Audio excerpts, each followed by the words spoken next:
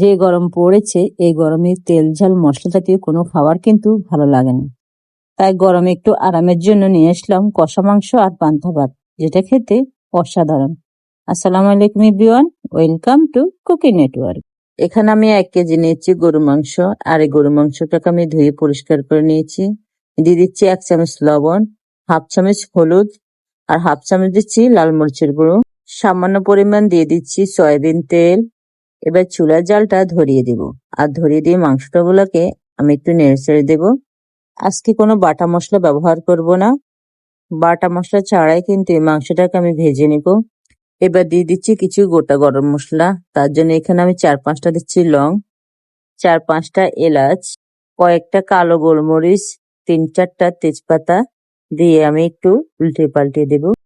আমি যে আজকে মাংসটা রান্না করব সেটা কিন্তু একদম ভিন্ন ধরনের। ছোটবেলা কিন্তু সবাই এ ধরনের মাংস খেয়েছেন, আর বিশেষ করে মাংসটা পান্তা ভাত দিয়ে বেশি খাওয়া হয়। আগের দিনে কিন্তু ফ্রিজ ছিল না, মাংসটাকে কিন্তু একদম 3-4 দিন জাল দিয়ে সংরক্ষণ করে রাখতো যাতে মাংসটা নষ্ট না হয়। আজকে আমি প্রথম দিন এভাবে মাংসটা কষে নেব, আর পানিটা কতটুকু রয়েছে দেখতে পেয়েছেন। এই অবস্থা আমি মাংসটাকে নামিয়ে ফেলবো। আমি দ্বিতীয় দিন এসে ঠিক একই রকম মাংসটাকে আবারও কষিয়ে নেব। এরকম করে আমি মাংসটাকে 3 থেকে 4 দিন পর্যন্ত এভাবে কষিয়ে নেব। কষিয়ে নেওয়ার পর মাংসটার আসল কালার চলে আসবে।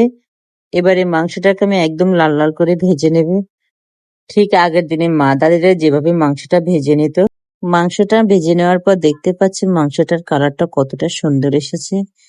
আর এই মাংসটা দিয়ে পান্তা ভাত দিয়ে খেতে কি যে মজা লাগবে, না খেলে বুঝতেই পারবেন না।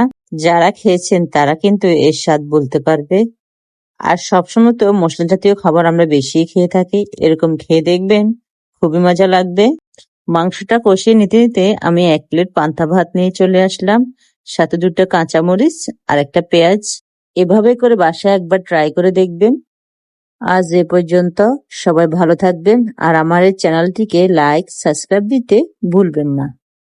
আল্লাহ হাফেজ।